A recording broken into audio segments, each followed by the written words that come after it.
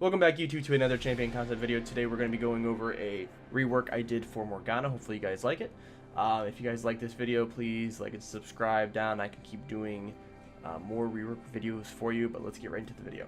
Alright, so this concept came probably at the beginning of the year. I wanted to do a rework for Morgana and Kale.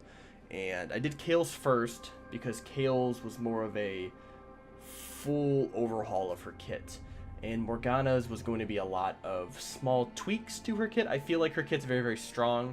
It's very suitable for competitive play, also for high elo. It works very well. So I didn't really want to take away from that identity of her being this CC machine who also can stop CC from happening, but I wanted to build upon that. So that's kind of what I did with this concept. The first thing that you guys will see, let me bring this up here for you guys. We'll go right into her passive first, which is now renamed Feast of Souls from Soul Siphoned. So you can see the first big thing that I did was I removed Spell Vamp from being an effect. Now, if you guys don't know, Spell Vamp was a really outdated effect. It's been in League for forever, I think. I mean, champions like Nasus, the item Hex Tech Revolver has also had that effect on there. It's just not a really good ability. It just needs to be removed or reworked into something else.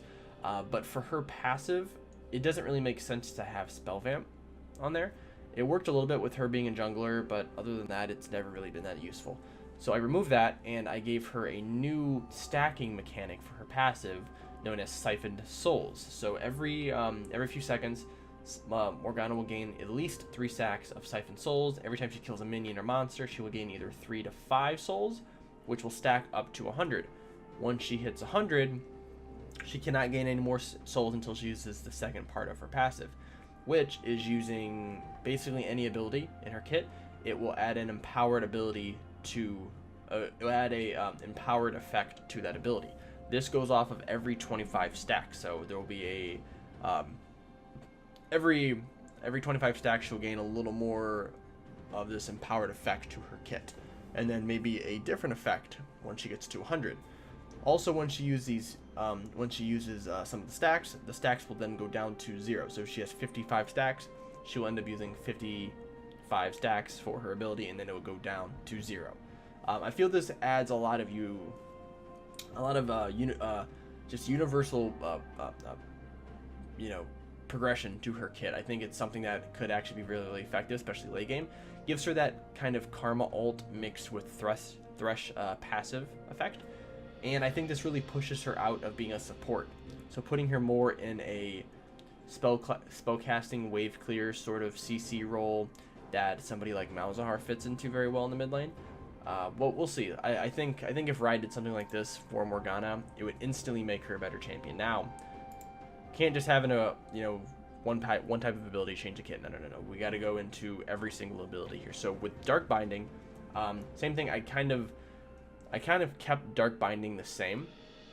I think the ability itself is really good, having damage with a root, being a very difficult skill shot to hit for most people, but we're just going to do some damage scaling on this. So from stacks 25 to 50, she will gain extra bonus magic damage, as well as a slightly increased root at max level. I'm thinking maybe a 1 to 2 second root, maybe 3 seconds. I think 3 seconds actually would be too much. We'll say probably 1 to 2.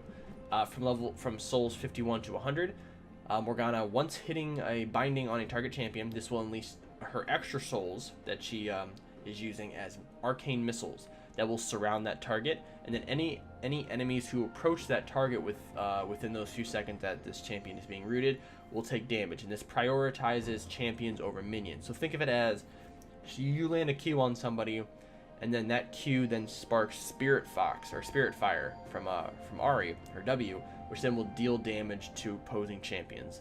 I'm thinking the max amount of souls that will unleash would maybe be 5. We would have to kind of tweak that a little bit, but I think the idea of just having these missiles coming out of a binding would be very awesome to have. Adds a little more sustained damage, or a little more burst damage to dealing damage to other targets. This also would coincide with Luden's echo effect, so it would add 2 sort of kind of echoes of damage to an outside champion. So I think it'd be really, really fun to have. Her next ability here is Tormented Soil, which I kept very similar. Same thing as Dark Binding, but I added a new effect to it called Angel's Agony, which we'll get into. Same thing with the Empowered Soul effect. So from 25 to 50, Tormented Soil actually now gains a bonus slow, which the targets will be slow the longer they stand in the soil. My guess is maybe it goes from 20% up to 55% at max level for the max amount of slow that you can get. And this also slows minions and champions, so very, very good way to kite. From souls 51 to 100, after being in the soil for 2 seconds, a new effect will proc onto enemy champions, known as Angel's Agony. This will apply a magic resistant shredding effect to that target champion or champions. So think of it as a black cleaver but for magic resist. This is a very good way to kill tanks. If you think you have this ability plus you hit a Q, you land them on top of the soil, you have Leandri's Torment, you have Morello, you have Void Staff, you're going to do a lot of damage to tanks. This is a very good tank shredding ability. I think adds a lot of damage for her teamfight potential, especially mid game and late game. And also just gives her a new type of kiting ability that she can have, where she can throw this down and just kind of, you know, help her team kind of run away a little bit better, outside of just hitting a Q on a random champion as they're running away. We then get into Black Shield, which has a new effect now on it called Corrupting Shield. So the first part, very similar still, like I said, with the other two abilities. We kept the base of Morgana the same, just added a little bit of changes to it. So target allies gains a magic shield, gives them you know, blocks magic damage as well as negates crowd control effects. We know that already. I added a new effect to it called Corrupting Shield, which you can now target enemy champions. This will cast a corrupted shield on top of that target, lowers their magic resist percentage, and then procs minion aggro. I think this is a very underrated mechanic that could be put into League, I think, more, which is adding minion aggro to abilities. I think you do that, you're helping champions who have really bad time being, you know, in a winning lane, as well as, you know, it kind of stops that whole diving 2v1 mechanic on certain champions, because you can throw minion aggro on a champion and they'll start taking damage before they even attack you. So then they kind of have to run away, maybe adjust how they're going to dive you. Could end up saving your life, or it could end up, you know, you end up winning a 2v1, something like that. The souls will now also gain different powers for both of these abilities. Both of these shields just basically giving them bigger shields in a sense. I think this adds a lot of utility to Morgana's kit, giving her now 2 different uses for this ability, but also gives her a little more stress now of which ability should she be using. To proc Corrupting Shield, you have to actually click E again. So once you pull up her Corrupting Shield, you need to click the ability again, which then it will toggle over to Corrupting Shield. Very similar to Jace R or Nidalee R. Then we get into the final ability, which was known as Soul Shackles. I changed it to Binding Shackles. I think it fits a little bit more. Fits the ability a little bit better. Same effect, triggers an AoE root after a few seconds of being around Morgana. But now you have the ability to activate this ability as a skill shot. So when you activate Binding Shackles, it will start the effect as it shows in the video. And then you can actually throw this ability as a skill shot onto a target champion. If you hit a target champion with this ability, it will trigger a new effect called Host, which will apply Binding Shackles to that target. Now, here's the thing. So when you activate this ability, all your enemy targets kind of run away out of your circle, and then the ability is kind of useless. But now you actually they'll do that, and you can actually shoot this ability at another target, maybe a target that's closer to the group of target enemy champions that you're trying to, you know, kill. And this will trigger Binding Shackles on that target now instead. Now the target who is hosted will not be rooted after the few seconds. They won't even take, they'll take a little bit of damage, but the most of the effect is going to be the target enemies around the host.